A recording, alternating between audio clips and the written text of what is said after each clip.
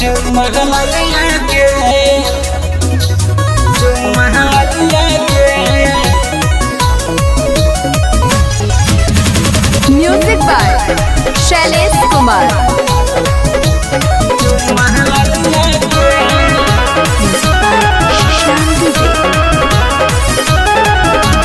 रतिये से बड़ा बचतात बानी हो, पिया जी के बिना छटपटात बानी हो।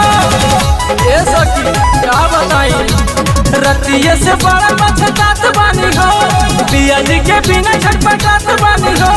मन बाबू दस मोर कलिया से, सैया रूस गईले सखी, सैया रूस गईले। रातिया से जरिया न पवले जबू चुम्मा ललिया के, जाके सूत गईले हमारा गोल थरिया न पवले जबू चुम्मा ललिया के। कैसे मनाई लइके माना, बड़ी प्रसाद बनी।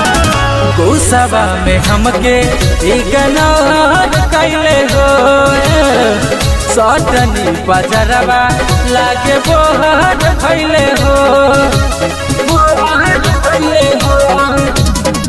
गुस्सा में हमके इग्नोर कैले हो सखी, सटनी बजरवा लागे बोहर खैले हो। बुझे नहीं राधा मोर हलिया के, सैया रूस गईले रतिया से जरिया न पवले जबू चुम्मा ललिया के, जाके सूत गईले हमारा गोल थरिया न पवले जबू चुम्मा ललिया के। चुम्मा ललिया के, चुम्मा ललिया के, चुम्मा ललिया के।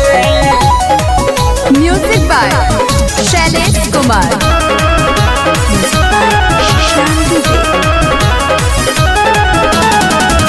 तड़पे जवानी हमर रही के अकेल में, सावन बेताबी उलझन डाल झमेल में। तड़पे जवानी हमर रही के अकेल में, सावन बेताबी उलझन डाल झमेल में। छुए छवे नहीं अब गलिया के, सैया रूस गईले रतिया से जरिया न पवले जबू चुम्मा ललिया के, जाके सूत गईले हमारा गोड़ थरिया न पवले जबू चुम्मा ललिया के। अरे कैसे मनाई हो।